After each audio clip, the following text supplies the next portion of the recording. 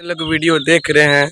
आज हम बात करेंगे खेसारी यादव जी को एक और टीजर आ गया है सारेगाम होम भोजपुरी से नागिन। जी हाँ, वो टीजर का नाम है नागिन। 2 घंटा पहले ही रिलीज हुआ है और 2 घंटा पहले रिलीज आते ही 1 लाख व्यूज क्रॉस कर गया है। जी हाँ, बेहतरीन टीजर है खेसारी यादव जी का।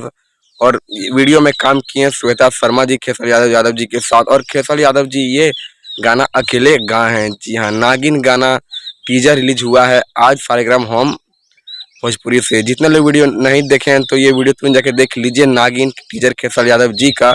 और जो देख लिए कमेंट कर जरूर बताइएगा आप लोग देखे हैं इसको। बेहतरीन टीजर है खेसारी यादव जी का नागिन। तो और खेसारी यादव जी बहुत ही अच्छे से डांस किए, उसमें बीन बजा रहे हैं खेसारी यादव जी।